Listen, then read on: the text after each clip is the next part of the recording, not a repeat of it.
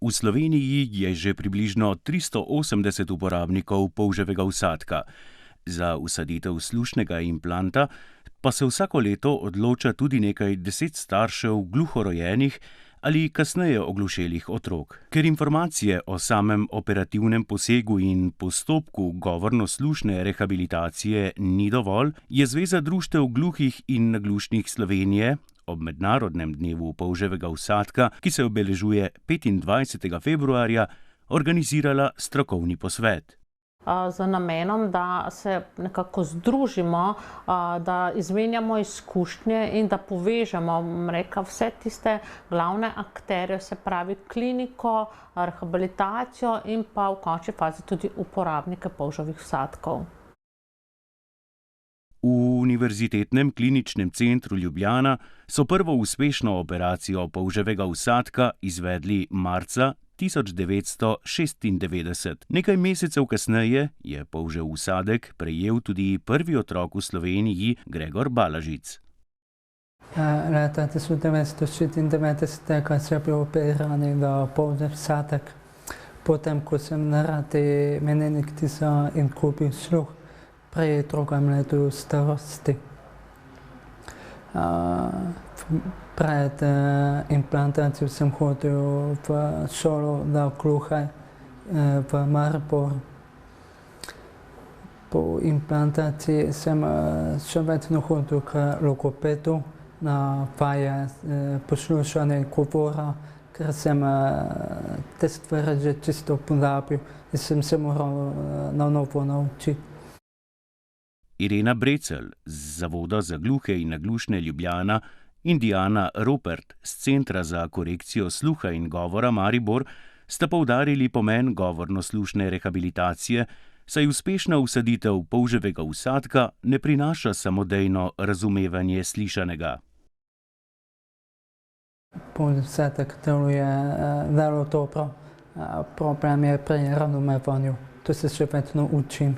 Poslušanje se učim tako, da poskušam čim več gledati televizijo in poslušam, predtem ne gledam v obran poročevalca oziroma govornika. Če se pogovarjam z ljudmi, ki jih poznam in poznam njihov glas, je bistveno lažje, kot če bi poslušal tujce oziroma neznance.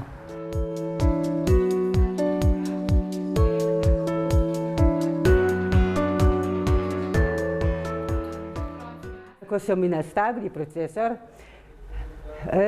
zvoki nejasni, neprepoznavni, tako sem se res morala potruditi, da sem se prilagodila polževemu vsadku, ker pa sem jaz po svoji naravi tudi trmasta ženska, sem ta procesor nosila 24 ur. Ker z slušnim aparatom sem v bistvu slišala, nisem pa razumela, ker sem vedno pač izbrala z ust. Pri polževem vsadku pa je bilo ravno obratno, ker sem se začela poslušati tiste zvoke, prepoznavati besede. Ne da bi izbrala ustnic, se je zdaj že, lahko rečem, 70% pozitivno.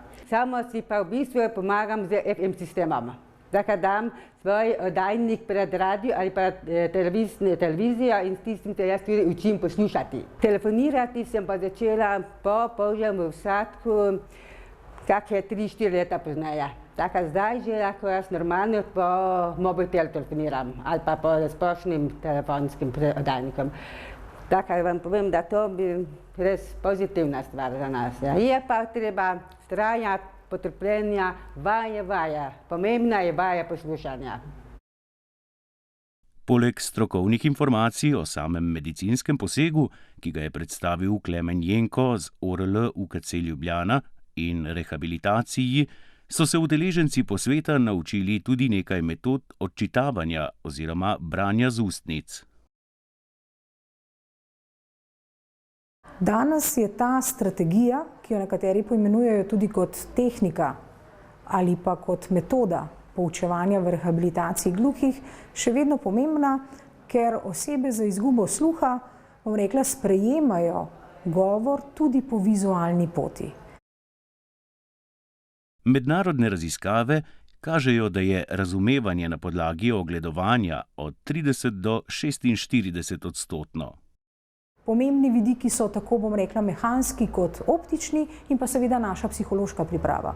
Torej vse je odvisno od tega, kako oseba govori, na kakšni razdalji je, kako osvetljen je nek prostor, koliko smo mi željni in skoncentrirani ter pozorni na to komunikacijo. Sigurno je, da ko izgovorim nek glas in ga potem poslušam, slišim nekaj, vidim morda včasih drugače ali sliko, vendar ta optična slika nas lahko včasih zavede, ker nekateri glasovi, tako kot sem rekla prej, se tvorijo morda bolj spredaj z obema ustnicama, drugi glasovi so bolj zadaj in tretji so tisti, ki so nevidni. Seveda se pa potem dogodi tudi to, da včasih ugibamo, ker če poznamo, bom rekla, situacijo, če poznamo kontekst, lahko tudi kdaj uganemo. V glavnem pri pogovoru vedno gledam v usta, ker s tem več razume. To bi ocenil okrog 80 do 90%. Če pa ne gledam v usta, je pa ta odstotek precej manjši, mogoče okoli 60 ali 70%. S tem da je še hrob in okolice, prej indukcijski danki, pa tudi skoraj vse razumem. Vsadek mi omogoča, da normalno komuniciram s slišečimi. Nedavno sem končal tečaj znakovnega jezika, da se lahko tudi na lažji način komuniciram z gluhimi. Moje mnenje je, da vkolikor ponudimo v predšolskem obdobju otroku znakovni jezik, kljub temu, ali se bomo kasneje odločili, da bo uporabnik polževega vsadka ali ne, da je smiselno, da se znakovni jezik, bom rekla, v tem predšolskem najbolj zgodnem obdobju nauči, priuči. Želja uporabnikov polževih vsadkov je še, da bi se v društvih gluhih in naglušnih po Sloveniji vzpostavile manjše povezovalne skupine, v katerih bi se redno osebno srečevali in si izmenjevali izkušnje in težave.